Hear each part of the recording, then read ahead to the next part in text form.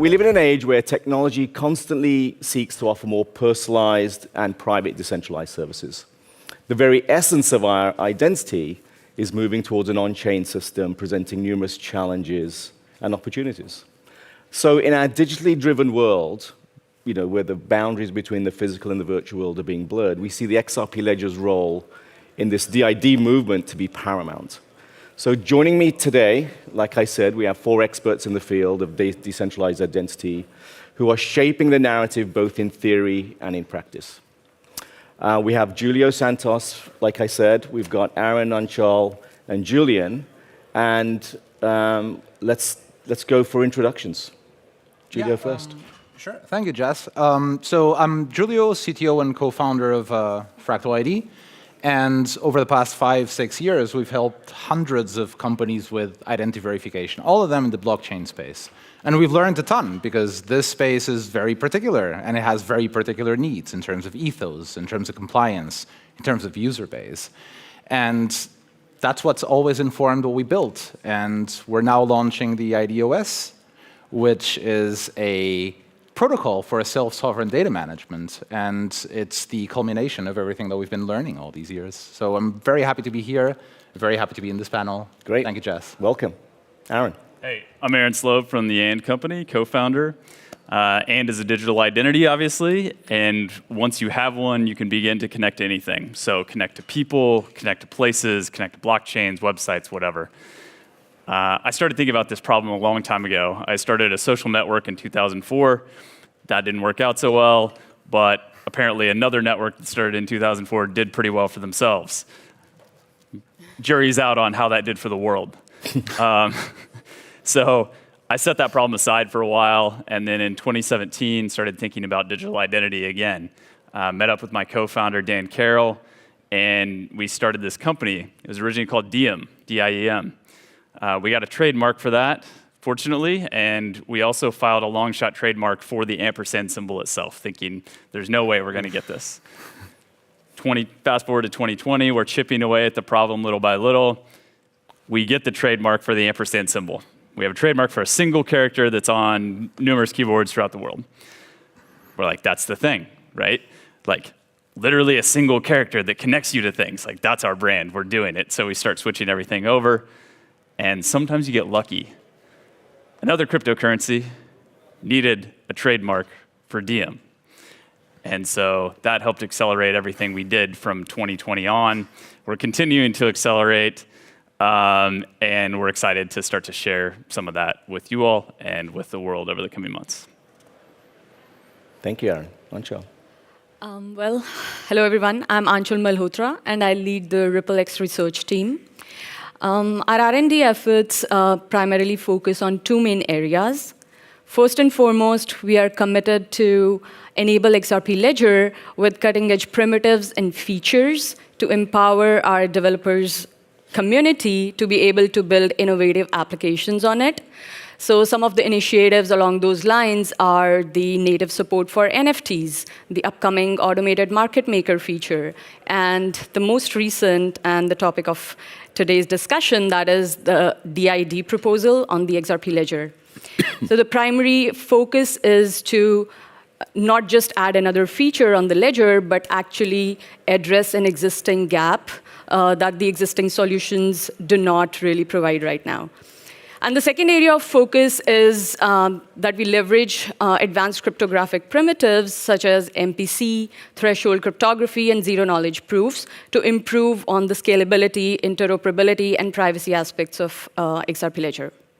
And really exciting, some of the really exciting projects going on in that area, more to come on that later. But today, I'm really excited to be here with other co-panelists who I know at least are, if not more, at least equally enthusiastic and passionate about the topic DID. Great, thank you. Julian. Jazz, you're so close. Hi, I'm Julian Verhelder Dios. I'm the co-founder and CTO of Heirloom. So we enable large enterprises and institutions to issue and manage decentralized identifiers and verifiable credentials, as well as providing individuals with a wallet that allows them to hold those credentials and present them in a really easy and beautiful and user-friendly way. So I got my first taste of sort of proto-decentralized identity when I was working with a company back in 2016. We were working on a prototype to share medical records on the blockchain between insurance companies, doctors, and the patient themselves.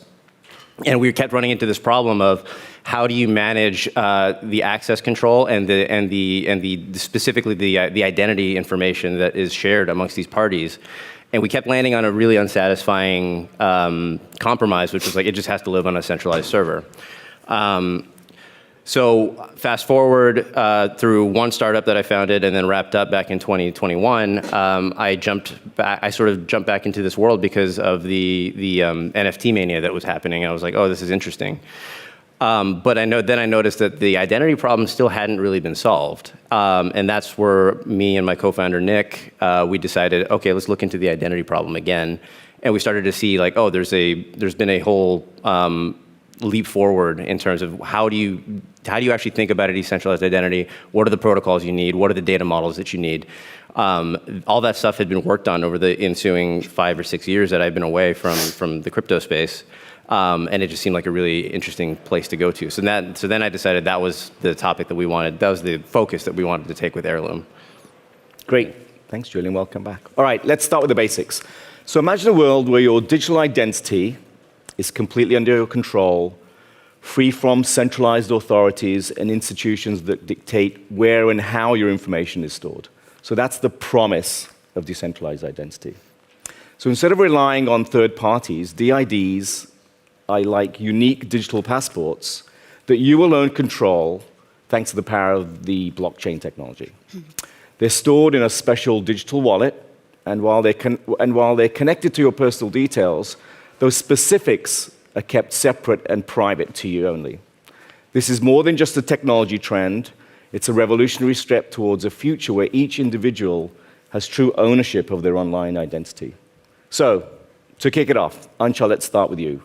From your perspective, how has the concept of DID resonated with the vision of the XRP Ledger? And what's motivating its adoption on the XRPL? Sure, yeah. So to give everyone a little bit of context, and I think David also alluded to it, we have recently submitted a proposal for community feedback to add native support for a standard-based self-sovereign decentralized identifier on XRP Ledger. And as Jas explained, this allows for the individuals and entities to be able to securely manage and share their identity information. The DIDs are obviously stored on-chain and contain metadata that links to the personal information that is stored off-chain.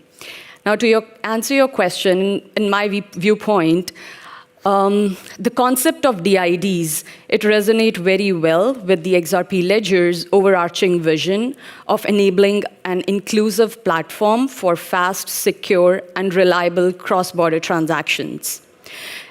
And it's very obvious that towards a journey towards realizing this vision, there is a requirement for a robust and trustless identity framework.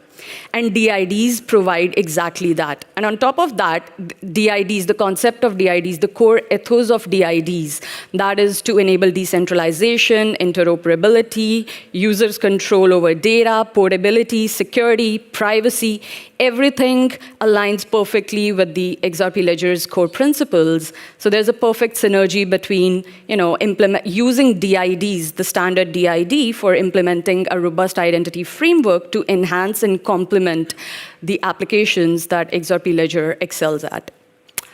To your second question, that is, what is driving the adoption? It's the demand. It's the demand from both the consumer side as well as the business side for secure and verifiable identity framework. So DIDs come in handy across several interactions on XRP Ledger for C2C, consumer-to-consumer interactions, consumer-to-business interactions, business-to-business interactions. There is a demand from the consumer side to be able to store and manage their data and share it on a need-to-know basis via selective disclosure of information. Similarly, on the business side, there is a demand for providing a better onboarding user experience while at the same time not having to be liable to store users' data, and at the same time being able to comply with the regulations that come with data storage and data sharing. And the beauty of DIDs is that it's very well positioned to provide all of that. And that's, I think, the primary motivation for adoption of DIDs, not just in XRP Ledger ecosystem, but in the blockchain landscape on the whole. So Anshul, what are the standout use cases you're seeing for DID? Well, anything that would require access control, that is authorization and authentication on Ledger, needs to use DID.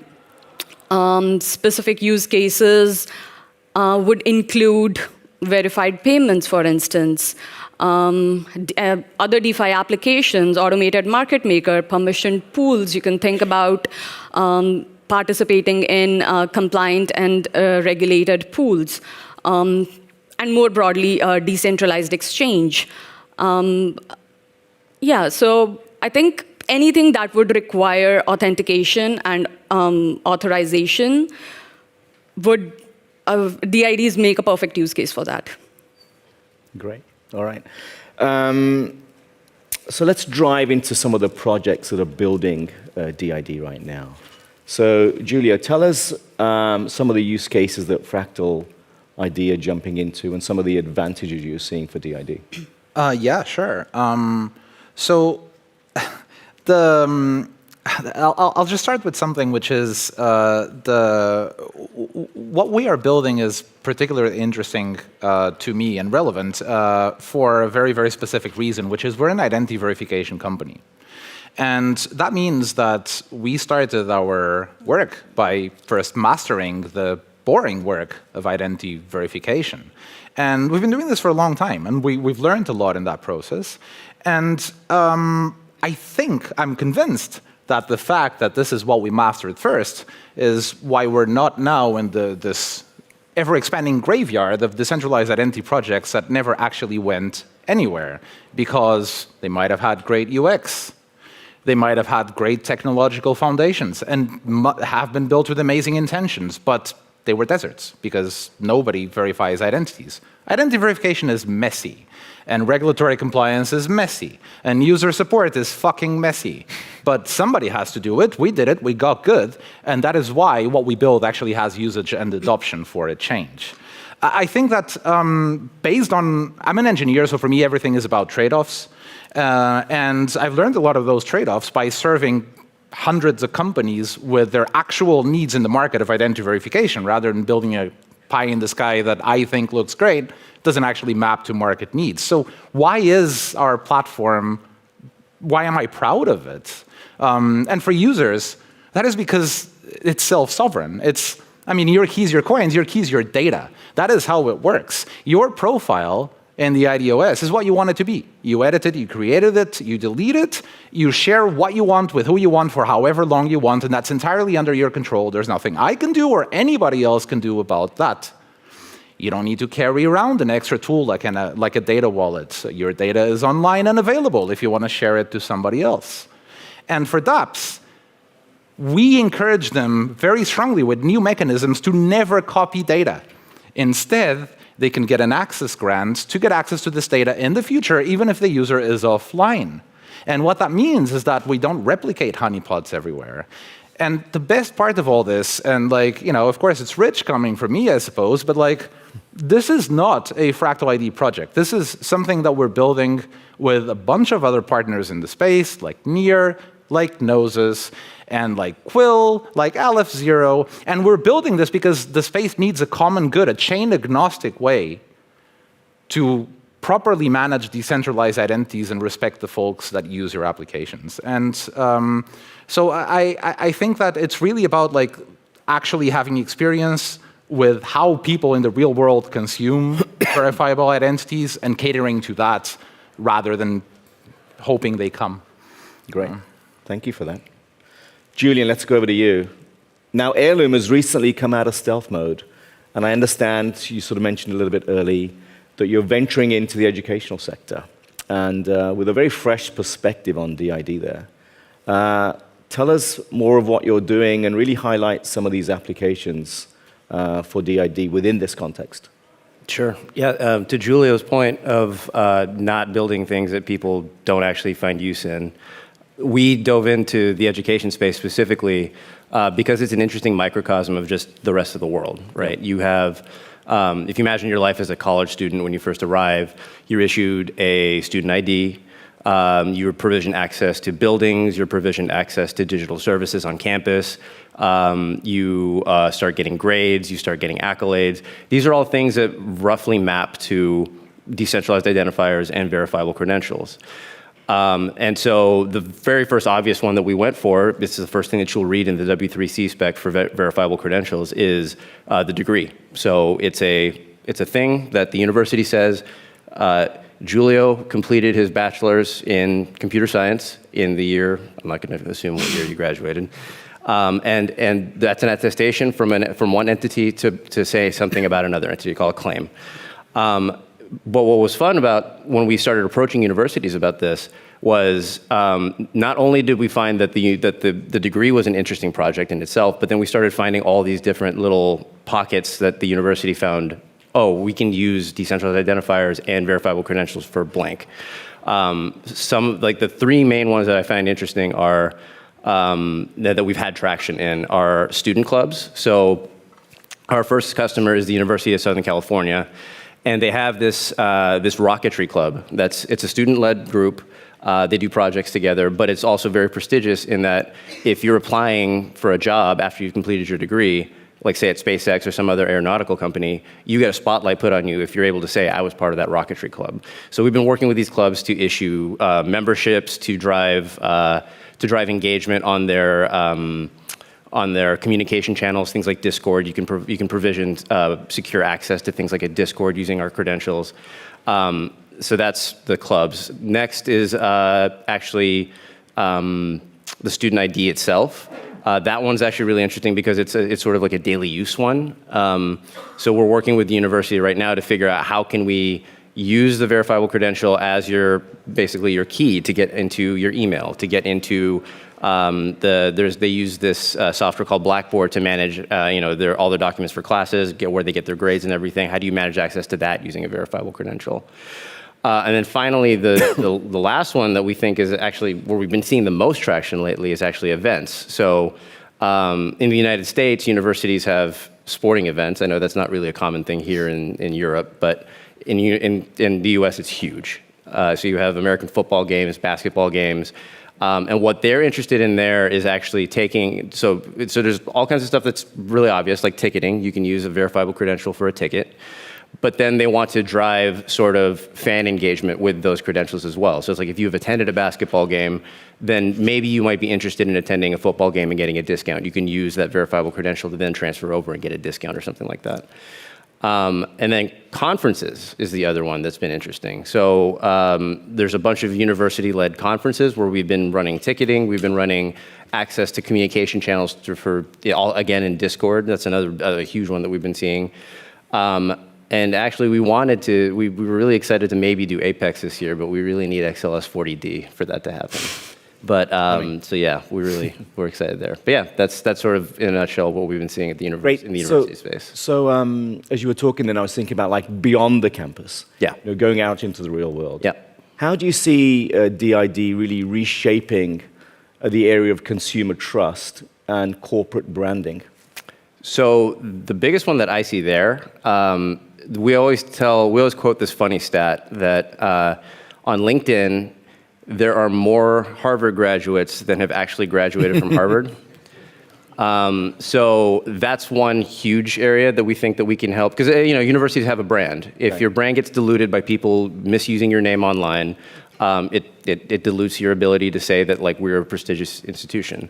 So in the LinkedIn case, where we would imagine this would work is if you receive your degree as a credential, you're able to then go independently from your university entirely, but in a cryptographically provable way to LinkedIn, present a proof and get a check mark on your profile that people can rely on and say, oh, I know this person for sure completed the requirements to get a degree from Harvard or whatever other prestigious university we're talking about. What's the delta? How many people on LinkedIn say they have Harvard degrees versus or the multiple? It I must be can't remember. multiple. It's like 2 or 3x or something like that. It's something silly. Incredible, right? We're going to start checking resumes in this week. All right, Aaron and the And Company.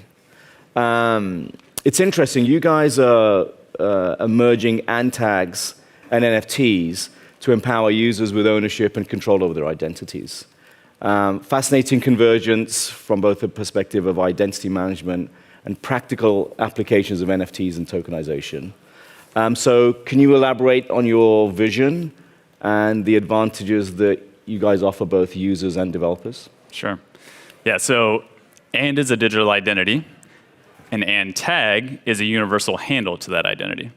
Because we own the trademark, there's only going to be one of these. So for each and tag, there's only one in the universe. That means you can start to use it everywhere.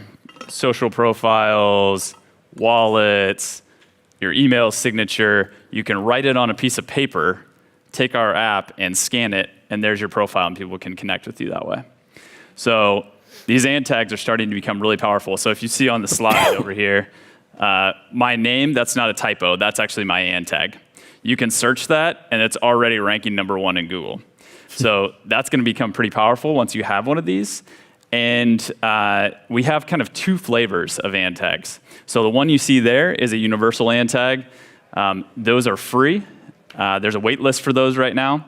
But we also have, where the rubber meets the road with NFTs, premium and tags. So that's like a first name or a number or a short word or whatever, right? We're starting to sign up brands to take over their brand. So those are kind of the 2 flavors. Every one of the premium and tags is backed by an NFT on XRPL. That proves ownership. That allows you to resell that. And all kind of the benefits of transparency and ownership there. But we wanted to do something special for all of you guys at Apex today. So let's all pray to the live demo gods here. We're all developers. So we have a few folks around here that have the And app already, that have installed it in the last couple days. So everyone that has it, go ahead and take it out. You're going to open the app. And then you're going to point it towards the sky and hold down on the And button. And you've just unlocked 3 golden tickets. You can give those golden tickets to anyone you want, and that's going to get people through the wait list so they can get their And tag right now. So if you saw someone hold up their phone and do that, make friends with that person like right now. So, and I'll be around today too, helping out. So everybody that's got golden tickets, help out a friend here at the conference, and we appreciate you all coming out to Apex. Wait, do I release it at some point? Oh, okay. So release it. Okay, I'll do it. Yes. Live demo. Look at that. It's working. Right Great. on. So Aaron, elaborating on what you just said, in the context of Web3, the concept of a pseudo-anonymous identity is gaining traction. Yeah. So can you elaborate on that and engaging in this pseudo-anonymous ID in the decentralized web world? Yeah, in the same way that you want to be able to prove things like whether you went to Harvard or things like that, there are also a lot of times when you don't want something to know who you are. Not for nefarious reasons, but just like you're on a shoe website and you don't need it to know everything about you, right? And that's sort of the world that we live in Web 2, but that can change in Web 3. So you go to that shoe website and maybe it knows the size of shoes, the type of shoes, and some other information like that allows the site to personalize it, but without it tracking your behavior forever and always. And so you could put something in your cart, or you could browse and look at a bunch of shoes, and that history could be stored anonymously with your pseudonymous identity.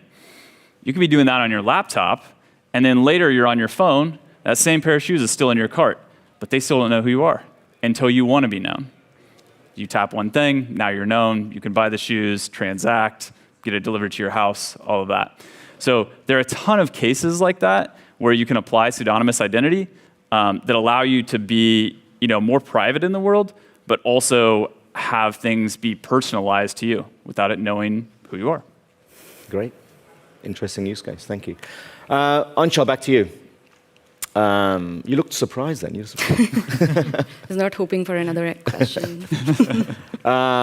Look, as you mentioned earlier, the vast realm of DID opens up numerous possibilities here. But it's very dependent on robust underlying technology. So why is the XRP ledger considered ideal for developing such decentralized ID solutions?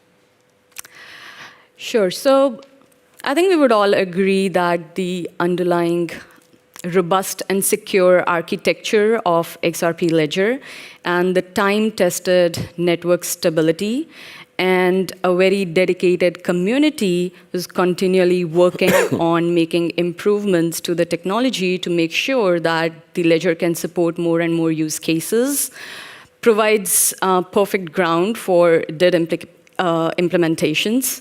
First, and second, I think for the developers, this DID standard, since it's a standard, there is a very robust and dedicated community outside of the XRP Ledger community who is building, which is dedicated to building the tools, the expertise, as well as the infrastructure that can be used by the developers to build their applications across different blockchain ecosystems. So they can actually utilize this existing architecture and tools and libraries available to implement DID applications on XRP Ledger ecosystem, a framework that they are already familiar with.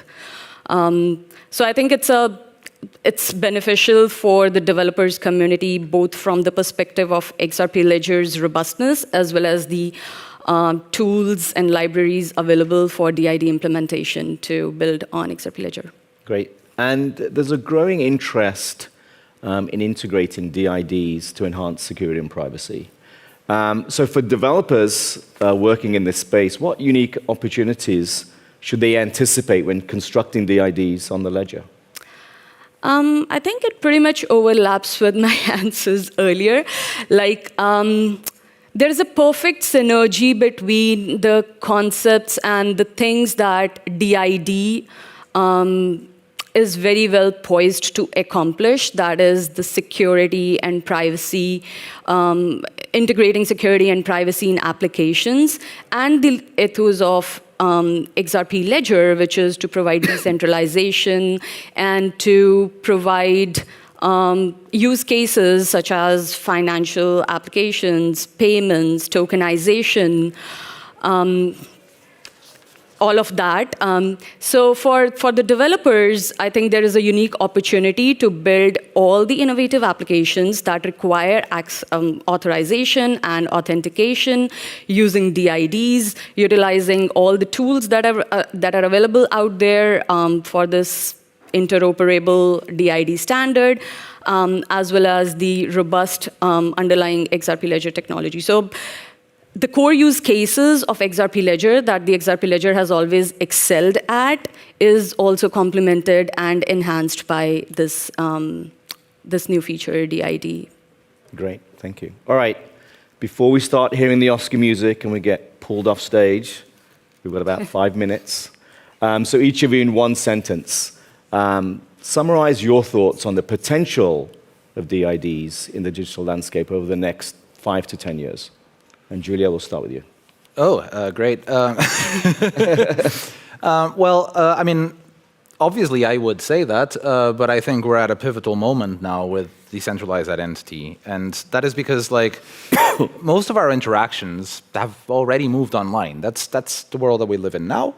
And that opens up a tremendous amount of possibilities. But especially recently, we've become painfully aware of how hard it is to distinguish yourself from a bot, to distinguish yourself from an impersonator. And what this is doing is eroding trust in our communities, in our society, and it's making it very hard for us to coordinate, which is the whole point of blockchains. And so I think that as this problem gets worse, for us to be able to thrive as humanity, we do need a way where in this decentralized context, we can still rely on others knowing that we are who we say we are. So I think it's critical. Great. Aaron. Yeah. If I have to click on one more thing that says, click on all the motorcycles in this. Identity is individual. And because of that, there's an inevitable future that's already begun. Individuals will own their identities. It's what we're going to do with that matters. And so, 5 to 10 years out, it's really hard to know what people are going to do with that. But I think one thing that's going to be true is right now, kind of in the Web 2 world, we all know we're being low-key manipulated all the time. And it feels kind of bad. So the kind of MO today is slight mistrust. Imagine what kinds of experiences, what kinds of things will be possible when trust is the baseline. Great. Yeah, +1 to all the things that you guys say. But I think by now we all agree that DIDs are very well positioned to catalyze a revolution across several sectors. But one thing I think that fascinates me the most is this fundamental driver that unites this transformation across several sectors, and that is that DIDs has this incredible power to reconcile the often conflicting demands between user control over their data and privacy on one hand, and the regulatory compliance requirements on the other hand. I think that to me is, and DIDs are very well positioned to harmonize these very conflicting demands. And that to me, I think, is one key and fundamental reason why this technology is going to revolutionize several sectors over coming years, over a decade or so. Thank you. Julian, you got a sentence? It's always fun to go last here because all the good answers are already taken. I think the biggest transformation that we're going to see, and it's sort of the 800-pound gorilla in the room, is what do we do about generative AI, and I think we're just at the beginning of seeing how that's affecting our online lives, and it's already destroying our ability to use SEO or traditional search in any meaningful way.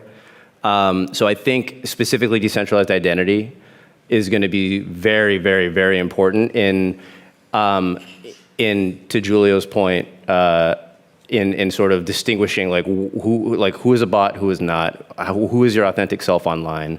But also interestingly, I'm curious to see what the synergy will be between generative AI and decentralized identity, because I can imagine a world where you have a generative AI that represents you online, and you can delegate your identity to that generative AI to represent you if you wanted to. And I think that's going to be a very interesting sort of interplay between the two technologies, and just a cool future. I'm excited to see where it goes. Great, good overlay with all the AI work that's going on right now. Okay, so thank you, panel, for your insights. It's evident that decentralized identity will play a pivotal role in the future digital ecosystem. I thank each one of you for joining me on stage, and I thank the audience for your attentive participation. Until next time.